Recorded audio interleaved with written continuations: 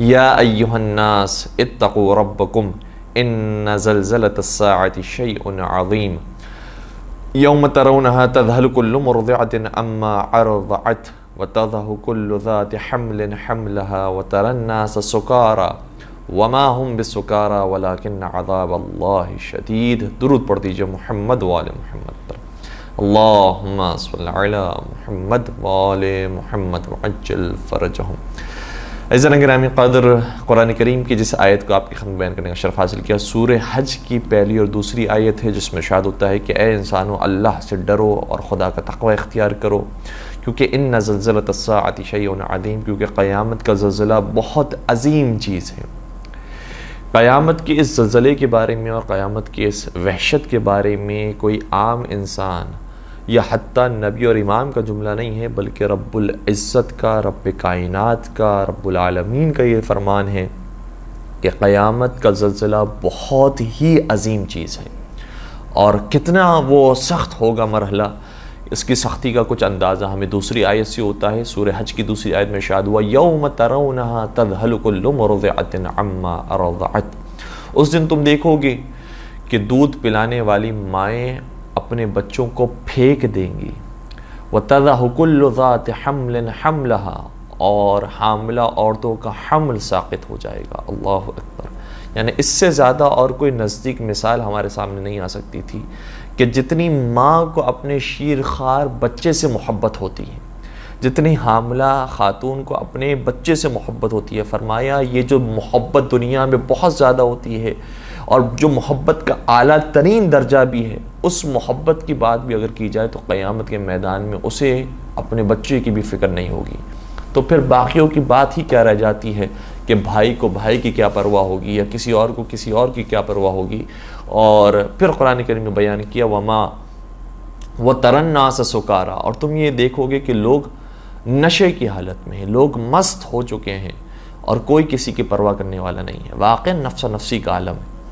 وما ہم بسکارا، لیکن قرآن کہتا ہے کہ انہیں کسی چیز کا نشہ نہیں ہے، انہوں نے کوئی شراب نہیں پی ہے، انہوں نے کوئی نشہ نہیں کیا ہے، ولیکن عذاب اللہ شدید، بلکہ انہوں نے خدا کے شدید عذاب کو دیکھ لیا ہے۔ اللہ اکبر، آج ہم محسوس نہیں کر پاتے ہیں۔ آج ہم کسی جگہ پر آگ لگی ہوئی دیکھ لیں تو ہمیں کچھ اس سے دہشت محسوس ہوتی ہے، کچھ وحشت محسوس ہوتی ہے، لیکن جہاں پر پورا کا پورا سما آگ کا ہوگا اور جہنم ہر جگہ سے دہکتی ہوئی آگ ہوگی، اس کو اگر انسان دیکھ لے اور اسے معلوم بھی ہو کہ میرے کام ایسے ہیں کہ اس کی وجہ سے پروردگار مجھے جہنم میں ڈالنے والا ہے، تو اس سے زیادہ اور کوئی سخت مرحلہ نہیں ہو سکتا۔ لیکن وہ جہنم کی جس کے بارے میں اور وہ قیامت جس کے بارے میں قرآن کریم نے بار بار ڈرایا ہے، اور واقعاً ایسے وقت ہے کہ جس سے ہمیں ڈرنا چاہیے۔ روایات کے اندر آیا ہے کہ یہ انسان اور یہ اولاد آدم کبھی پروردگار کے سامنے سجدہ ریز نہ ہوتے اگر انہیں قیامت کے حساب و کتاب کا خوف نہ ہوتا، اگر انہیں موت کا خوف نہ ہوتا۔ تو اس خوف کی وجہ سے ہی انسان خدا کے قریب ہو جاتا ہے، ورنہ خدا کو جو انسان نے اختیار دیا ہے، اس اختیار کا انسان ایسا غلط فائدہ اٹھاتا، اور بہت سو نے اٹھایا اور خدائی کا دعویٰ کیا ہے، اور بہت سو کا جہاں تک ان کا اثر و رسوخ تھا وہاں پر انہوں نے انسانوں کو کچلا ہے، آبادیوں کو برباد کیا ہے، کتنے ہی بے گناہوں کو قتل کیا ہے۔ تو یہ انسان بڑا ظالم ہے اگر اسے بار بار لگام نہ دی جائے کہ کوئی ہے جو تمہارا حساب و کتاب کرنے والا ہے۔ اور اس منظر کو قرآن کریم نے جا بجا بیان کیا ہے، گرچہ ہمارا آج کا موضوع امام جعفر صادق علیہ السلام پر ہے، لیکن ایک تمہید کے بعد ہم اس اثر روایت کی طرف آئیں گے کہ پہلے ہم قیامت کی ہولناکی کو محسوس کریں، روز محشر کی وحشت کو محسوس کریں۔ ایک اور مقام پر قرآن کریم نے بیان کیا، اور مناجات امیر المومنین کی ابتدا میں جو آیات مولا متقیان نے بیان فرمائی ہیں، انہی آیات کو اگر دیکھا جائے تو اندازہ ہوتا ہے کہ اس دن کیا وحشت ہوگی۔ یوم یفر المرء من اخیہ وامہ وابیہ وصاحبتہ وبنیہ لکل امرئ منہم یومئذ شأن یغنیہ۔ قرآن کریم یہ کہتا ہے اس دن وحشت کا عالم یہ ہوگا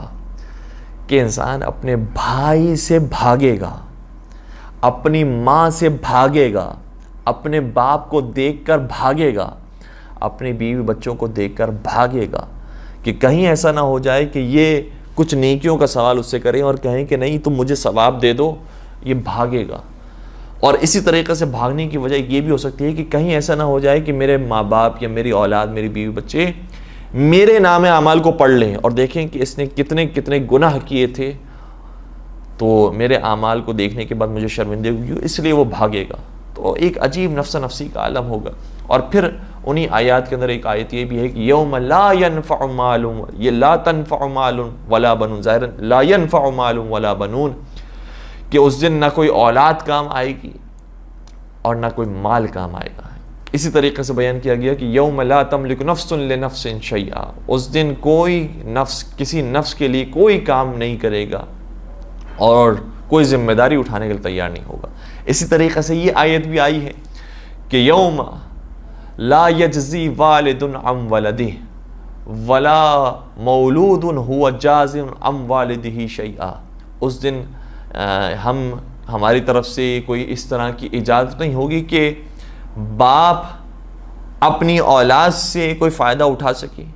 یا اولاد اپنے باپ سے کوئی فائدہ اٹھا سکے۔ ہر ایک اپنے حساب و کتاب میں لگا ہوا ہوگا اور کوئی کسی کو فائدہ دینے کے لیے تیار نہیں ہوگا۔ باپ اپنی اولاد سے فرار اور اولاد اپنے باپ سے فرار کرے گا۔ یہ وحشت میدان محشر میں ہوگی، لیکن اگر اس میدان محشر میں کوئی آسرا ہے تو وہ یہ آیت ہمیں آسرا دے رہی ہے کہ یوم ندعو کل اناس بامامہم، اس دن پروردگار لوگوں کو بلائے گا تو ان کے امام کے ساتھ بلائے گا۔ اور امام محمد باقر علیہ السلام کا، امام جعفر صادق علیہ السلام کا فرمان یہ ہے کہ اے ہمارے شیعوں، خدا کی قسم جب تمہیں بلایا جائے گا تو ہمارے ساتھ بلایا جائے گا۔ تو ہمیں اس وحشت کے ماحول کے اندر، اس نفس نفسی کے ماحول کے اندر کوئی بچانے والی ذات ہوگی تو وہ ہمارا سگا باپ نہیں ہوگا، سگی ماں نہیں ہوگی، سگا بھائی نہیں ہوگا، بیوی نہیں ہوگی، بچے نہیں ہوں گے۔ اگر کوئی بچانے والا ہوگا تو وہ اولاد علی ہوں گے، وہ ائمہ علیہ السلام ہوں گے جو بچائیں گے۔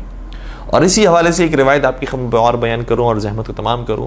کہ چڑھے سرکار حضرت امام جعفر صادق علیہ السلام کی خدمت میں ان کا خادم آیا، اور یہ خادم وہ تھا جو امام کے ساتھ ہر جگہ پر رہا کرتا تھا۔ مختلف روایات کے اندر مختلف تعبیریں ہیں کہ امام جب کبھی بازار جاتے تو وہ ان کے ساتھ ہوتا، جب مسجد جاتے تو ان کے ساتھ ہوتا، جب گھر پر امام ہوتے تو وہ ان کے ساتھ ہوتا اور دروازے پر کھڑا رہتا۔ اسی طریقے سے ایک روایت کا جملہ یہ، اور ظاہراً شیخ عباس قمی نے منتہی الاعمال کے اندر بھی اس روایت کو لکھا ہے کہ امام جب مسجد میں نماز انجام دے رہے تھے تو یہ غلام باہر کھڑا تھا، اور اتنے میں ایک امام کے چاہنے والوں کا وفد آیا اور دیکھا کہ امام اندر مسجد میں نماز پڑھ رہے ہیں، یہ خادم باہر کھڑا ہوا ہے۔ گفتگو کرنا شروع کی اس خادم سے، کہا کہ تم امام کی خدمت کرتے ہو، امام کی نوکری کرتے ہو، کیا تم ایک کام کر سکتے ہو کہ ہم خراسان سے آئے ہیں، ہم ایران سے آئے ہیں، ہماری وہاں پر بہت ملکیت ہے، بہت دولت ہے، باغات ہیں ہمارے پاس، جانور ہیں، بہت ساری چیزیں ہمارے پاس ہیں، وہ ساری چیزیں تم لے لو اور ہمیں مولا کی خدمت کرنے دے دو۔ اس کے لیے واقعی جگر چاہیے کہنے کے لیے۔ کبھی کبھار انسان کے لیے خمس کا پیسہ نکالنا مشکل ہو جاتا ہے، زکوٰۃ کا پیسہ نکالنا مشکل ہو جاتا ہے، جبکہ معلوم ہے کہ امام وقت اس سے راضی ہیں، امام وقت ناراض ہو جاتی ہیں اگر انسان نے خمس کی واجب ادائیگی نہیں کی۔ تو ہمارے لیے 20% نکالنا، وہ بھی اس مال میں سے کہ جو بچ گیا ہو، نکالنا مشکل ہو جاتا ہے۔ وہ شخص آ کر یہ کہہ رہا ہے کہ کیا مجھے تم امام کی خدمت اور نوکری کرنے دو گے، اور اس کے صلے میں میں تمہیں اپنی ساری جائیداد دیتا ہوں، وہ تم لے لو اور میں یہ خدمت کروں گا۔ کہتا ہے کہ سودا تو بہت اچھا ہے، معاملہ تو بڑا اچھا ہے، لیکن میں امام سے پہلے پوچھ کر آ جاؤں، ان سے اجازت لے کر آ جاؤ اور پھر ہم یہ سودا کر لیتے ہیں۔ آیا امام کی خدمت میں، کہا فرزند رسول میں نے آپ کی بہت خدمت کی ہے، بڑی آپ کی غلامی کی ہے، اور مجھے معلوم ہے کہ کوئی بھی خیر ہم تک پہنچنے والا ہوگا تو آپ کبھی مانے نہیں ہوں گے۔ کیا آپ ایک خیر پہنچنے والا ہے اس میں میرے درمیان رکاوٹ بنیں گے؟ امام نے فرمایا کیسے ممکن ہے، ہم تو چاہتے ہیں کہ تم تک خیر پہنچے، ہم تو چاہتے ہیں کہ ہمارے چاہنے والوں تک خیر پہنچے، ہم کبھی بھی خیر پہنچنے میں مانے نہیں ہوتے۔ کہ فرزند رسول ایک شخص آیا ہے جو دروازے پر موجود ہے اور کہتا ہے کہ میں اس کی ساری جائیداد لے لوں اور اس کے عوض میں وہ یہ نوکری مجھ سے لے لے اور آپ کی خدمت میں رہے۔ مولا مجھے اجازت دیجئے گا اگر آپ چاہتے ہیں کہ یہ خیر مجھ تک پہنچ جائے۔ امام نے فرمایا ٹھیک ہے، اگر تم جانا چاہتے ہو تو چلے جاؤ۔ یہ بڑا ہنسی خوشی آگے بڑھا، اور جب 2 قدم آگے بڑھائے تھے امام نے آواز دی۔ امام نے فرمایا لیکن جاتے جاتے ایک نصیحت بھی سنتے جاؤ، اور میری نصیحت یہ ہے، یاد رکھو جب میدان محشر ہوگا، جس کی وحشت کے بارے میں نے آپ کی بیان کر دیا کہ باپ راضی نہیں ہے، ماں راضی نہیں ہے، بھائی راضی نہیں ہے، بیوی راضی نہیں ہے، اولاد راضی نہیں ہے کہ انسان کے گناہوں کا کچھ حصہ اپنے نام اعمال میں لکھ لے اور کچھ حصہ ثواب کا اس کے نام اعمال میں دے دے۔ فرمایا کہ جب میدان محشر ہوگا تو یاد رکھو وحشت کا وہ عالم ہوگا کہ رسول خدا جب تشریف لائیں گے تو نور الہی کے چادر کے اندر تشریف لائیں گے، اور نور الہی کے ساتھ جب وہ آئیں گے تو اس نور کے سائے میں جن کا نور آئے گا وہ مولا علی کا نور ہوگا، اور مولا علی کے نور کے سائے میں جس کا نور آئے گا وہ ہم ائمہ اطہار علیہ السلام کا نور ہوگا، اور ہمارے نور کے سائے میں جن کا نور آئے گا وہ ہمارے شیعہ اور ہمارے چاہنے والے ہوں گے۔ یہاں تک فرمانے کے بعد ارشاد فرمایا یاد رکھو، اور ہمارے پاس وہی آ سکے گا اور ہماری قربت میں وہی بیٹھ سکے گا جو دنیا میں ہمارے نزدیک رہا ہو۔ اب اگر تم جانا چاہتی ہو تو چلے جاؤ۔ یہ سننے کے بعد تو اس کے پیروں تلے زمین نکل گئی۔ کیا لگا کہ فرزند رسول یہ جو دنیا ہے یہ تو 20-30 سال کی ہے، 40 سال کی، اس سے زیادہ تو مجھے فائدہ نہیں دے سکتی، لیکن میدان محشر میں اگر مجھے آپ کی قربت نہ ملی، میدان محشر میں اگر مجھے آپ کا سہارا اور دامن نہ ملا تو پھر میں کیسے محشر کے میدان میں نجات پا سکوں گا؟ اس لیے میں اسے جواب دے کر آتا ہوں کہ مجھے یہ جائیداد نہیں چاہیے، مجھے نوکری امام جعفر صادق چاہیے۔ اور آیا دروازے پر اور کہنے لگا کہ جو تم نے پیشکش کی ہے میں اسے ٹھکراتا ہوں، وہ تم اپنے پاس رکھو، میں تمہیں خدا انشاءاللہ خیر عطا فرمائے، لیکن میں یہ نوکری اور یہ خدمت نہیں چھوڑ سکتا۔ تو انہوں نے بھی جواب دیا ہمیں معلوم تھا کہ جب تم امام سے ملاقات کر کے آؤ گے تو تمہارا یہی جواب ہوگا، لیکن ہماری ملاقات تو امام سے کروا دو۔ اور جب یہ امام سے ملاقات کرنے کے لیے پہنچے تو امام نے ان کی محبت کو دیکھتے ہوئے اپنی جانب سے 1000 اشرفی عطا فرمائی، اور فرمایا پروردگار اس محبت کو جاری و ساری فرمائے۔ تو محبت اہل بیت یہ اتنی اہم چیز ہے کہ میدان محشر میں کوئی کسی کا ساتھ نہیں دے گا، اگر کوئی ساتھ دینے والا ہوگا تو وہ ہمارا امام ہوگا۔ اور قرآن کریم کی آیت یہ ہے کہ یوم ندعو کل اناس بامامہم،